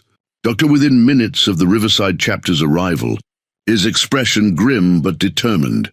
Mike wants you to stay inside until this gets resolved, he said, though his tone suggested he expected resistance to this suggestion. Absolutely not, Eleanor replied firmly, already reaching for her walking stick and jacket. And if they're here to challenge our community relationships, then the community needs to see that we stand together. Tank's protest died as he recognized the futility of arguing with Eleanor when her mind was made up. Instead, he positioned himself as her escort, his massive presence providing both protection and a visible symbol of the Pine Ridge chapter's commitment to their elderly ally. The scene outside the diner resembled a carefully choreographed standoff, with Iron Mike and 3 of his senior members facing Riverside Chapter President Marcus "Skull" Rodriguez and his leadership council. The 2 groups maintained respectful distance while sizing each other up, their body language communicating threat levels and power dynamics that civilians couldn't interpret but that determined life. And death in the motorcycle club world, Skull. Rodriguez dismounted his bike with deliberate slowness, his movements calculated to project authority and barely controlled violence. At 45, he carried the scars of 2 decades, leading one of the most aggressive Hells Angels chapters in the region. His reputation built on swift retaliation against anyone who challenged club traditions or territorial boundaries. "Iron Mike," Skull called out, his voice carrying clearly across the parking lot. "Heard some interesting stories about your boys playing house with civilians. Thought we'd come see this famous community cooperation for ourselves." Eleanor felt tension radiate from Tank as he recognized the insult embedded in Skull's casual dismissal of their achievements. Around them, Pine Valley residents began gathering at a safe distance, their faces showing mixtures of curiosity and concern as they witnessed a confrontation that could determine their community's future. Iron Mike stepped forward to meet the challenge, his own authority evident in the way his members positioned themselves to support whatever action he chose to take. "Skull, welcome to Pine Valley. Always happy to show fellow Hells Angels what real leadership accomplishes." The verbal sparring continued for several minutes, each leader probing for weakness while maintaining the formal courtesy that prevented immediate violence. Eleanor studied Skull's face, recognizing intelligence beneath the intimidating exterior and calculating whether appeal to reason might succeed where traditional power displays would fail. Danny emerged from the elementary school across the street, leading a group of children who had been participating in his Saturday art program. The sight of 30 young students carrying colorful artwork created an unexpected backdrop to the tense confrontation, their innocent chatter providing stark contrast to the possibility of violence. "Mr. Danny," called out Sophia Martinez, running toward the group of bikers with the fearless enthusiasm of childhood. "Look what I painted today." The entire standoff paused as Sophia approached Danny with her artwork, oblivious to the dangerous undercurrents flowing between the rival chapters. Her painting showed the town of Pine Valley, surrounded by mountains, with tiny figures representing community members engaged in various activities. Skull Rodriguez watched this interaction with obvious confusion, his preconceptions about Hells Angels community involvement challenged by the reality of children seeking approval from a club member. "That your kid?" he asked Danny, his tone carrying genuine curiosity rather than threat. "No, sir, she's one of my art students," Danny replied respectfully. "I volunteer at the elementary school, teaching kids about drawing and painting." The revelation that a Hells Angels member was working as an elementary school art teacher created visible surprise among the Riverside chapter members. Several exchanged glances that suggested their intelligence about Pine Ridge operations had been incomplete. Eleanor seized this moment of uncertainty to step forward, her walking stick tapping confidently against the asphalt as she approached the rival chapter leadership. "Mr. Rodriguez, I'm Eleanor Morrison. Perhaps you'd like to see what your fellow Hells Angels have accomplished here before making judgments about our community relationships." Skull's expression shifted as he registered Eleanor's age and apparent fearlessness in approaching dangerous men during a volatile situation. "You're the nurse who started all this," he said, though his tone carried respect rather than accusation. "I'm the woman who provided medical care to injured human beings," Eleanor corrected gently. "Everything else grew from that simple act of compassion." Sheriff Hanson arrived with 2 deputies, their presence adding official weight to the proceedings without creating additional tension. Pete had learned to trust Iron Mike's judgment during months of successful cooperation, and his relaxed demeanor communicated confidence in peaceful resolution. "Gentlemen," Pete addressed both chapter presidents formally, "as long as everyone remains respectful of local laws and community standards, you're welcome to conduct your business in Pine Valley.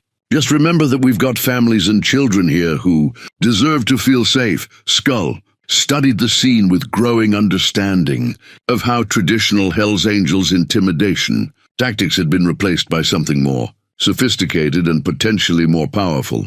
The sight of Danny surrounded by admiring children, Tank standing protectively beside an elderly woman, and Iron Mike coordinating respectfully with law enforcement challenged every assumption about motorcycle club operations.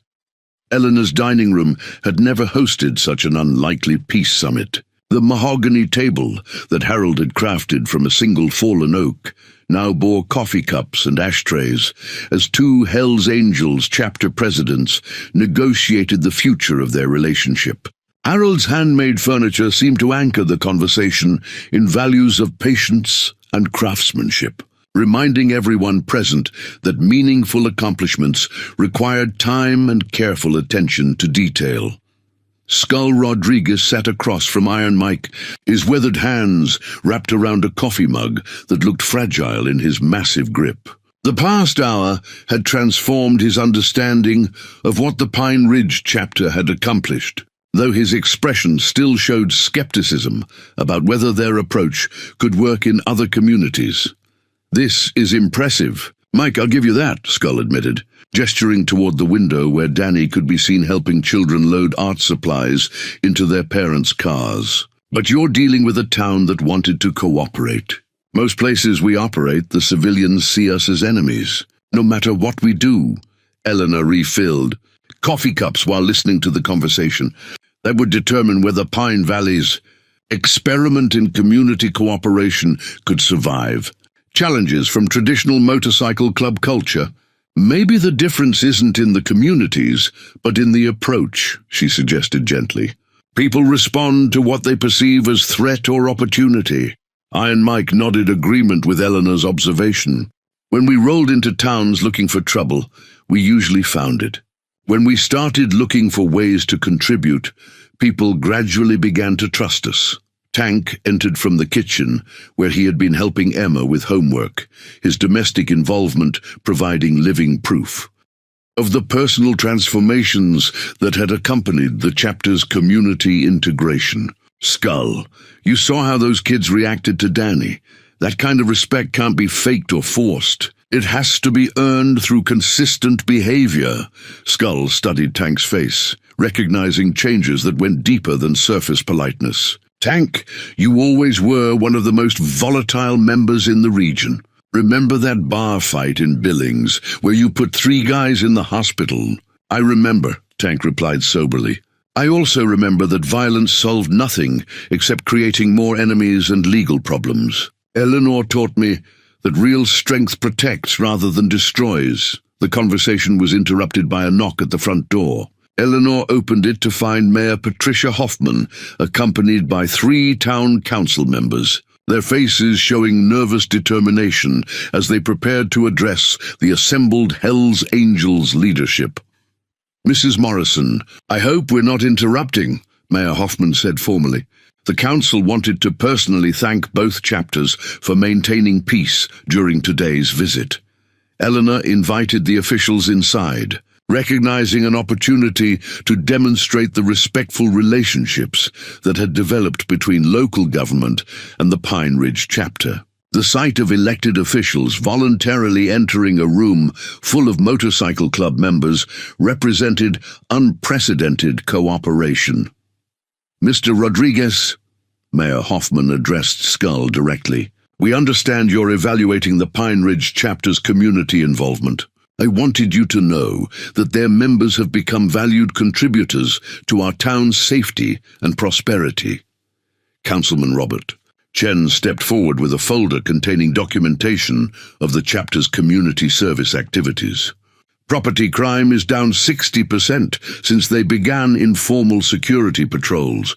Emergency response times have improved because they often provide first aid before paramedics arrive. And their volunteer work has saved the town thousands of dollars in public service costs. Skull examined the official records with growing amazement, seeing quantifiable evidence of benefits that traditional Hells Angels operations never produced. You're telling me that local government actually wants Hells Angels' presence in your community? We want the presence of citizens who contribute to public welfare and safety, Mayor Hoffman clarified diplomatically. The fact that these particular citizens happen to be Hells Angels members is less important than their positive impact on our community. Eleanor watched Skull process this information, seeing the moment when cynicism gave way to genuine consideration of alternative approaches to motorcycle club operations. Mr. Rodriguez, what do you think would happen if your chapter tried similar community engagement in Riverside?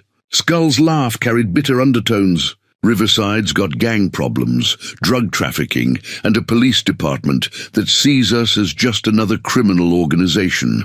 Or to build trust when bullets are flying and everyone assumes the worst about your motives. Mike leaned forward, recognizing an opportunity to share lessons learned through months of careful relationship building. We didn't start with perfect conditions either, Skull. Sheriff Hansen was ready to arrest us all when Eleanor first brought Tank and Danny to her cabin. Trust developed gradually through consistent actions that proved our intentions. Danny returned from his art program cleanup, his face showing satisfaction from another successful teaching session. Skull, can I show you something? He retrieved his sketchpad and opened it to reveal portraits of community members engaged in various activities. This is what I see when I look at Pine Valley now. People working together, taking care of each other, building something positive. Skull studied the drawings with unexpected appreciation for Danny's artistic skill and the perspective they represented. You always were talented, Danny, but this is different from the mechanical stuff you used to draw. These pictures tell stories. Eleanor taught me that art should serve something larger than just personal expression, Danny explained. When I draw the kids in my art classes or Tank reading to his daughter, I'm documenting the possibility that people can change and grow. The room fell silent as Skull absorbed the implications of what he had witnessed during his visit. The Riverside chapter president was clearly struggling with the gap between his preconceptions and the reality of Pine Ridge operations. Mike, I came here expecting to find weakness that needed correction, Skull said finally. Instead, I found strength that I don't fully understand but can't dismiss. Your people haven't gone soft. They found a different kind of power. Eleanor smiled as she watched understanding dawn on Skull's weathered features. Power that builds rather than destroys tends to multiply over time. Violence consumes itself, but service creates lasting value. Skull nodded slowly, his expression showing the beginning of a fundamental shift in thinking about motorcycle club purpose and identity. Maybe it's time for Hells Angels to remember that Brotherhood was supposed to mean protecting something, not just fighting everyone. 6 months after the Riverside chapter's visit, Eleanor's cabin hosted an unprecedented gathering that would have seemed impossible just 2 years earlier. The polished mahogany gavel that Harold had crafted for the Pine Valley Town Council now rested on her kitchen table, serving as a ceremonial symbol for the first inter-chapter Hells Angels Community Service Coordination Meeting. Representatives from 4 different chapters sat around the table that had once known only family dinners and quiet conversations. Skull Rodriguez had become an unexpected advocate for community engagement, his Riverside chapter now partnering with local businesses to provide security services and emergency assistance throughout their territory. The transformation had not been without challenges, but the measurable improvements in both chapter, finances and community relations had attracted attention. From Hells Angels leadership across the region, the Missoula chapter wants to implement a similar program, reported Jake Diesel Morrison, road captain for the Montana Hells Angels. They've been watching our results for 6 months, and their president thinks community cooperation might solve some of their ongoing conflicts with local law enforcement.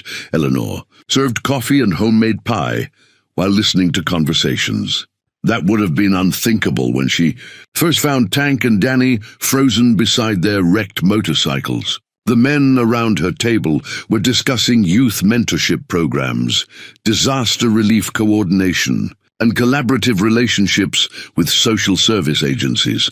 Iron Mike reviewed notes from his conversation with the regional Hells Angels director, who had initially opposed community engagement initiatives but was now cautiously supportive after seeing concrete results. National leadership wants a formal report on our activities and their impact on chapter operations. If we can document success, they might approve expansion to other regions. Tank looked up from helping Emma with her mathematics homework at the counter, his domestic routine now so natural that visiting Hells Angels members no longer found it remarkable. What kind of documentation do they need? Crime statistics, community surveys, financial records, member retention data? Iron Mike replied. Basically proof that cooperation makes us stronger rather than weaker. Danny entered from the living room, where he had been reviewing lesson plans for his expanded art education program, which now served 3 elementary schools and 2 community centers. The County Arts Council wants to nominate our program for a state award, he announced. Recognition for innovative approaches to rural arts education. Eleanor felt profound satisfaction at this news, seeing in Danny's professional success the fulfillment of potential that had been dormant for decades. State recognition would provide excellent documentation of positive community impact, she observed. Skull nodded agreement while studying Emma's artwork displayed on Eleanor's refrigerator. My chapter's working with the Riverside Youth Center on a motorcycle safety program, teaching kids about responsible riding, vehicle maintenance, and road awareness. Turns out, parents appreciate having experienced bikers involved in safety education. The conversation was interrupted by the arrival of Sheriff Hanson, whose relationship with the Hells Angels had evolved from suspicious tolerance to active cooperation. Gentleman Eleanor, sorry to interrupt, but we've got a situation that requires your assistance. Pete's expression was serious, but not alarmed, suggesting a request for help rather than an emergency response. Major accident on Interstate 90, multiple vehicles involved. State Patrol is requesting additional first aid personnel and traffic control assistance. Your people are certified and available faster than backup units from the county. Iron Mike was already reaching for his phone to coordinate chapter response. How many people do you need, and what's the time frame? 6 to 8 members with first aid training, emergency response equipment, and motorcycles for rapid deployment, Pete replied. Estimated response time 20 minutes to reach the accident scene. Eleanor watched with pride as the Hells Angels members transformed, from casual meeting participants to professional emergency responders within minutes. Tank kissed Emma goodbye. While grabbing his first aid kit, Danny secured his art supplies before heading for his motorcycle, and Skull coordinated with his own chapter members via radio. Communication. Eleanor, you coming with us? Tank asked, though his tone suggested he already knew her answer. My emergency response days are behind me, Eleanor replied with a smile. But I'll have hot coffee and medical supplies ready when you return. The rapid deployment of Hells Angels members for emergency assistance represented the culmination of 2 years of careful relationship, building and trust development. What had begun as Eleanor's compassionate response to 2 injured men had evolved into a regional network of community-oriented motorcycle clubs. As the sound of departing motorcycles faded into the distance, Eleanor sat alone in her kitchen, surrounded by evidence of transformations that had exceeded her wildest expectations. Emma's artwork covered the refrigerator. Danny's lesson plans were scattered across the counter, and the coffee cups bore traces of conversations that were reshaping Hells Angels culture throughout the region. The polished gavel caught afternoon sunlight, its smooth surface reflecting Harold's belief that patient craftsmanship could create beauty that lasted for generations. Eleanor touched the wooden artifact gently, feeling her husband's presence in the room where so many unlikely friendships had been forged. Through the window, she could see Pine Valley spread across the mountain landscape, its peaceful streets now protected by men who had once been considered threats to community safety. The transformation had required courage from all parties, but the results demonstrated that redemption was possible when people were willing to see past surface differences to recognize shared humanity. The ringing telephone interrupted her reflections, bringing news that the interstate accident response had been successful and that all Hells Angels volunteers were returning safely. Eleanor smiled as she prepared for their homecoming, knowing that tonight's dinner conversation would include stories of lives saved and communities served by men who had found purpose in protecting rather than threatening their neighbors. 5 years had passed since Eleanor first discovered 2 frozen Hells Angels beside their wrecked motorcycles, and the small wooden cross that Harold had carved now occupied a place of honor in the Pine Valley Community Center. The cross had become a symbol of the transformation that began with one woman's decision to see past fear and prejudice to recognize fundamental human need. Eleanor, now 83, moved more slowly, but with the same determined purpose that had characterized her approach to life for 8 decades. Her walking stick, worn smooth by countless journeys, supported her as she addressed a gathering that would have been impossible to imagine when she first dragged Tank and Danny to safety on that bitter winter morning. The community center was packed with an unprecedented mix of residents, city officials, Hells Angels members from 6 different chapters, and media representatives documenting a story that had captured national attention. The Pine Valley model of community motorcycle club cooperation had been studied by law enforcement agencies, social workers, and conflict resolution specialists from across the country. When I found Tank and Danny that morning, I wasn't thinking about community transformation or social change, Eleanor began, her voice carrying clearly despite her advanced age. I was thinking about 2 human beings who needed immediate medical attention. Everything that followed grew from that simple recognition of our shared humanity. Tank sat in the front row with Jennifer and Emma, now 13, and showing artistic talent that had been nurtured by Danny's continued mentorship.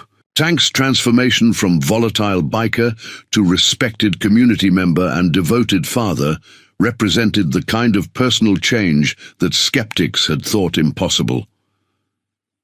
Danny stood near the back of the room, having recently completed his teaching certification and accepted a full-time position as Pine Valley's elementary art coordinator.